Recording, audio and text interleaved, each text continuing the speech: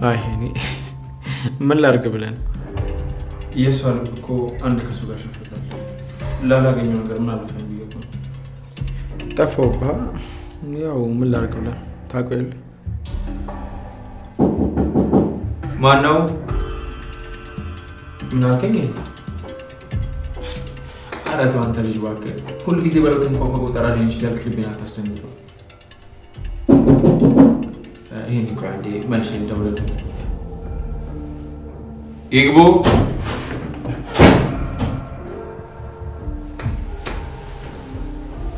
ኢንስፔክተር ዶክተር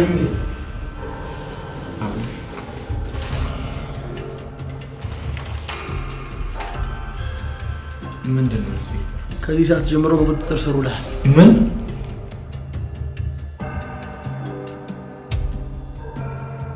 ወይዬ ይሄ ሁሉ ደስታ ምንድን ነው?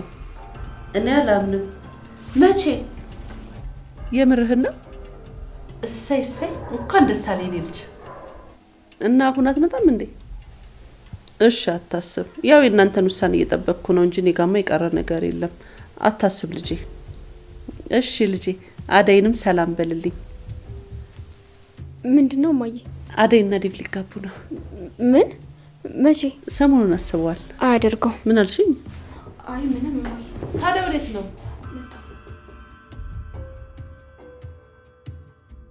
ሰላም ጤና ይስጥልን። የተከበራችሁ የቻናሌ ቤተሰቦች እና የሰራተኛዋ አዳይ ድራማ አፍቃሪያን በሙሉ ሰራተኛዋ አዳይ ክፍል 196 ቶሎ ይለቀቅልን የምትሉ በመጀመሪያ ይህን ቪዲዮ ላይክ እንዲሁም ኮመንት ላይ እየገባችሁ ሰራተኛዋ አዳይ ክፍል 196 ቶሎ ይለቀቅልን ማለት እንዳትረሱ።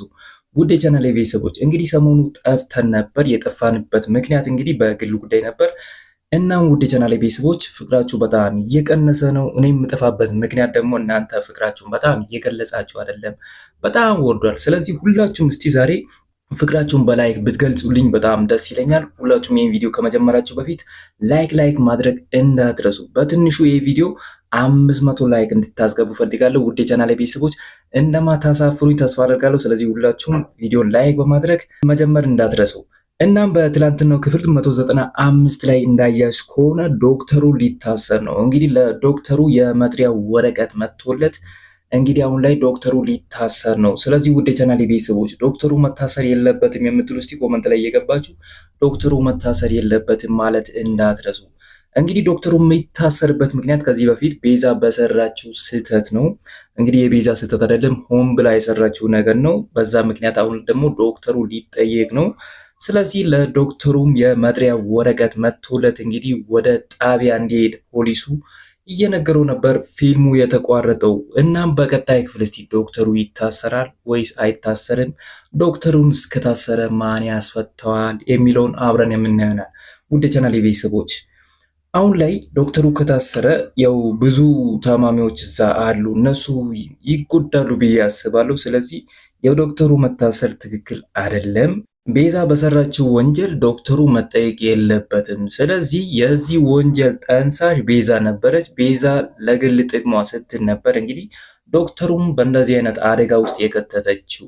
ዶክተሩም እሷን ለማሳሰር በተደጋጋሚ ቢሞክርም እንግዲህ አሁን ላይ ተደብቃ ነው ያለችው። ቢሆንም ዶክተሩ መታሰሩ ምንም ደስ አላለኝም። ስለዚህ የዶክተሩ መታሰር ትክክል ነው ትላላችሁ? ሀሳብ አስተያየታችሁን ኮመንት ላይ አስቀምጡና በቀጣይ ክፍል እስቲ ምን እንደሚፈጠር አብረን የምናየናል።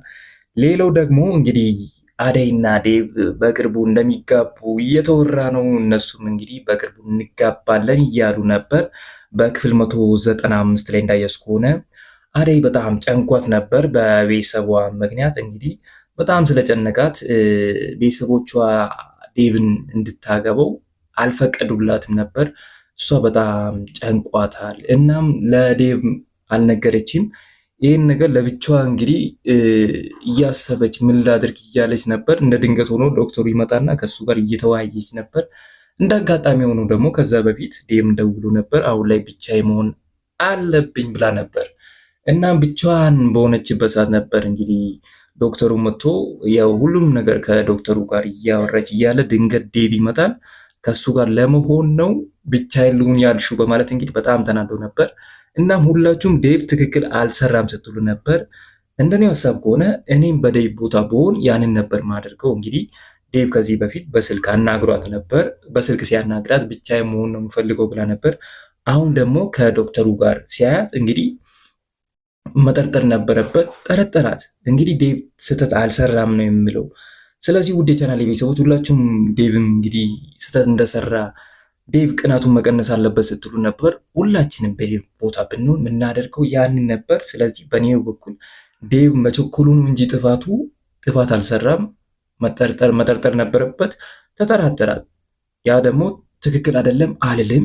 ስለዚህ የዴቭ ጥፋት አይታይኝም። ቢሆንም ግን በመጨረሻ እንግዲህ ጥፋት እንደሰራ ገብቶታል። አደይን በጣም እንደከፋ ዶክተሩ ለዴቭ ተናግሮት ነበር። እናም ዴቭ ደግሞ በሰዓቱ በጣም እንግዲህ ተጨንቆ ነበር። አደይ እንዲሆና ነበር እንዴ በማለት ዶክተሩን እንግዲህ አንዳንድ ነገሮችን ሲጠይቀው ነበር። ዶክተሩም እንግዲህ አንዳንድ ነገሮችን ነግሮት አብሮን እንዲሆኑ እንግዲህ እያመቻቸ እንደሆነ ለዴቭ ሲነግረው ዴቭ እንግዲህ በሰራው ስህተት በጣም አዝኖ ዶክተሩን ይቅርታ ጠይቆት ነበር። እናም በተጨማሪ ደግሞ አደይንም በመሄድ እንግዲህ ባጠፋው ጥፋት እንግዲህ ያው ይቅርታ በማለት ይቅርታ ጠይቆት ነበር። እሷንም ያው የነሱ ነገር እንግዲህ በቀላሉ በይቅርታ ነበር ያለቀው። ቢሆንም ግን ዶክተሩም እንግዲህ ትክክል ነው አልልም። ዶክተሩ በሰዓቱ ከአደይ ጋር ቢሆን አይጠላም ነበር። አደይ የግሉ ቢያደርጋት አይጠላም ነበር። እንግዲህ ሁላችንም የምናውቀው ነው፣ አይተናል፣ ሁላችንም አይተናል። ዶክተሩ ለአደይ ምን አይነት ስሜት እንዳለው ያው እናውቃለን። ይህን ነገር መደበቅም አይቻልም። ስለዚህ አሁን ዶክተሩ እንደምንም ብሎ ከነሱ መካከል መውጣት ያለበት ዶክተሩ ነው እንጂ ዴቭ አይደለም ነው የሚለው። ስለዚህ ዶክተሩም ጥፋት ሰርቷል፣ ጥፋት አልሰራም አልልም። ስለዚህ እስቲ በቀጣይ ክፍል ደግሞ ዴቭ እና አደይ ምን እንደሚሆኑ እናያለን። እናም አደይ ደግሞ ዴቭን እንደምታገበው ቤተሰቦቿ ቢከለክሏትም ዴቭን እንደምታገበው ለዴቭ አስረግጣ ስትነግረው ነበር። ዴቭም በጣም ነበር ደስ ያለው። እንግዲህ ቤተሰቦቿን እምቢ ብላ እኔን ካገባች በጣም ትወደኛለች በማለት በጣም ደስ ብሎት ነበር። ለእናቱም ደውሎ ነበር ዴቭ እንግዲህ በቅርቡ እንደምንጋባ ምናምን እያለ አንዳንድ ነገሮችን ለእናቱ ሲነግራት ነበር። እንደ ድንገት ሆኖ ፍቅር ደግሞ ከማዘሯ ጋር ነበረች። ለፍቅርም ነገረቻት እናትየዋ ዴቭና አደይ ሊጋቡ ነው ብላ ስትናገር በጭራሽ አይሆንም ነበር ያለችው ፍቅር እንግዲህ ሁለቱ እንዲጋቡ ፈጽሞ አትፈልግም። እንግዲህ ይህን የማትፈልግበት ምክንያት ዴቭን በጣም ትወደዋለች። ዴቭ የኔ ብቻ መሆን አለበት፣ አደይን ማግባት አይችልም፣ እንዲያገባትም አልፈቅድለትም ስትል ነበር። ስለዚህ ምንም ማድረግ አይቻልም ማለት ዴቭ እሷን አይወዳትም፣ በግድ የኔውን ማለት ደግሞ አይቻልም። ሁሉም ነገር በፍቅር ነው እንጂ ማሸነፍ ያለባት አስገድዳ ምንም ነገር ማድረግ አትችልም ነው የሚለው። እስቲ እናንተስ ምን ትላላችሁ? ሀሳብ አስተያየታችሁን ኮመንት ላይ አስቀምጡና በቀጣይ ምን እንደሚፈጠር ያው አብረን የምናየው ይሆናል። ወደ ገጀራው ስንመጣ ደግሞ ገጀራው በጣም አበዛ። እንግዲህ ገጀራው አሁን ላይ አደይን ሊያስጠቁራት እንግዲህ መድኃኒቱን አደይ እንደሸጠችለት በር ላይ ቆማ በቅናሽ እየሸጠች እንደሆነ ለዶክተሩ ቢነግርም ዶክተሩ በሰዓቱ በጣም ተወዛግቦ ነበር። አደይ እንዲህ ታደርጋለች እንዴ በማለት ነገር ግን ሆን ብሎ ገጀራው ዶክተሩ አይኑን ከቤዛ ላይ እንዲያነሳ አደይን እንዲጠረጥራት ነበር ሀሳቡ። ቢሆንም ግን ዶክተሩ ሙሉ በሙሉ አላመነውም ይሄን ሰውዬ። ምክንያቱም አደይን በጣም ነው የሚያውቃት። አደይ እንደዚህ ታደርጋለች ብዬ በፍጹም አላስብም፣ ማሰብም አልፈልግም ነበር ያለው። በዛ ሁኔታ ዶክተሩን በጣም ነበር የተመቸኝ። ገጀራውን ቢያምነው እንግዲህ አደይም ተጎጂ ትሆን ነበር። ዶክተሩ እንግዲህ ባልሆኑ ነገሮች አደይንም ሊከሳት ይችላል። ማስረጃ ባይኖረውም እንግዲህ ሰውየውን በመጠቀም ሊከሳት ይችላል። ቤዛም ጥፋት አልሰራችም ሊል ይችላል። ስለዚህ ይህን ነገር ደግሞ ለዲያመንድም ተናግሮ ነበር። ዲያመንድ ይህን ነገር በጭራሽ አደይ እንደማታደርግ ነበር ለዶክተሩ የተናገረው እና ዶክተሩም አመንከው ወይ ምናምን ብሎ ሲጠይቀው ዶክተሩም ኧረ በጭራሽ እኔ አላመንኩትም፣ ማመን የለብን በማለት እንግዲህ ብዙ ነገር ነበር ዳይመንድም ያለው። ዳይመንድም ወደ አደይ በኩል ነበር የሆነው። ይህን ነገር ሆን ብሎ እኛን ለመጉዳት ነበር አስበው የመጡት። ይህን ሰውዬ እንግዲህ አላምነውም ነበር ያለው ዳይመንድ። እንግዲህ በቅርቡ የሰውየውን ማንነት የሚደርስበት እየመሰለኝ ነው በዚህ ሁኔታ ከቀጠለ። ስለዚህ አደይም እንደዚህ አይነት ነገር እንደማታደርግ ዶክተሩ እንግዲህ ሰውየውን ባለማመኑ ደስ ነበር ያለኝ። እስቲ እናንተስ ምን ትላላችሁ? ሀሳብ አስተያየታችሁን ኮመንት ላይ አስቀምጡልኝ። ወደ ቤዛ ስንመጣ ደግሞ ቤዛ እንግዲህ አቤና ሄሉን በጣም እያስፈራራች ገንዘብ እየተቀበለች ነው። ያላችሁበትን ቦታ ለገጀራው እናገራለሁ እያለች ገንዘብ እየተቀበለች ነው። አቤ ደግሞ እንግዲህ ያው ይህን ነገር ከነገረች እንያዛለን ብሎ ስለፈራ እሷ የምትለው ነገር እሺ ያለ እንግዲህ ክፍያውን እየከፈለ ነው። በየቀኑ እንግዲህ እሷ የምትጠይቀውን እየከፈላት ነው። ቢሆንም ግን በፊትም ቤዛን አቤ አልወደታትም ነበር። አሁንም እንግዲህ ያው ያኔ በሰዓቱ የጠረጠርኩት ጥርጣሬ ትክክል አይደለም ሲል ነበር። ውድ የቻናሌ ቤተሰቦች እስቲ ሄሉና አቤስ ምን የሚሆኑ ይመስላችኋል? ሀሳብ አስተያየታችሁን ኮመንት ላይ አስቀምጡና ወደፊት አብረን የምናየው ይሆናል። ሌላው ደግሞ በጣም ደስ ያለን ነገር ባቡሬና ለሊ አብሮ የመሆናቸው ነገር በጣም አስደስቶኝ ነበር። ባቡሬና ለሊ አሁን ላይ አብሮ ናቸው። እንግዲህ ለሊም በጣም ተሽሏታል። ባቡሬንም እንግዲህ እያወቀች ነው። ባቡሬንም እየቀረበች ነው። እንደ በፊቱ እየሸሸች አይደለም። አሁን ላይ በጣም እንደተሻላት ያው ሁላችንም አይተናል። በዚሁ በጣም ደስ ብሎናል። ለባቡሬ እንግዲህ በጣም ነበር ደስ ያለኝ። ለሊ ከሱ ጋር ብትሆን ብዘልቅ ደስ ይለኛል። እንደ አጋጣሚ ሆኖ ባቡሬና ለሊ አንድ ላይ እየሄዱ እያለ ድንገት የባቡሬ ድሮ ፍቅረኛ ማለትም ኩኩ መንገድ ላይ ታገኘዋለች እና ለሊን ብዙ ነገር ስትላት ነበር። ያንን ሁሉ ነገር ለሊን ተቋቁማ ነበር። ቢሆንም ግን በሰዓቱ እንግዲህ ባቡሬ ለለሊ ተደርቦ ይችኛዋን የሆነ ነገር ሊላት ይገባ ነበር፣ ግን ዝም ብሎ አስጠጋት። ይህ ነገር ትክክል አይደለም። ባቡሬ ትክክል አልሰራም በሰዓቱ። ቢሆንም ግን ኩኩ አሁንም ቢሆን ባቡሬን ትወደዋለች መሰለኝ። አንዳንድ ነገሮችን ስትለው ነበር። ይህን ነገር መስማት ሲያቅታት ለሊ ጥለው ነበር የሄደችው ባቡሬን። እና ውድ የቻናሌ ቤተሰቦች ኩኩ ተብዬዋ እንግዲህ ሁሉ ነገሯ አልተመቸኝም። እንግዲህ ባቡሬና ለሊን የምታለያያቸውም እየመሰለኝ ነው። ስለዚህ ባቡሬ ከምንም ጊዜ በላይ ዛሬ ከለሊ አጠገብ ማለትም ከለሊ ጎን መሆን አለበት። ለለሊ ማስፈልጋት ባቡሬ ነው።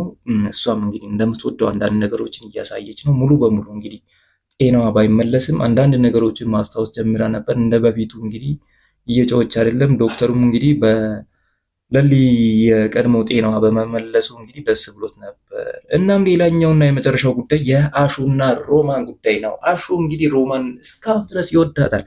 ነገር ግን አሁንም ፍቅሩን አልነገራትም፣ እንደሚያፈቅራት አልነገራትም። ያ ደግሞ እንግዲህ አሁን ላይ አሹን እየጎዳው ነው እንጂ ምንም እየጠቀመው አይደለም።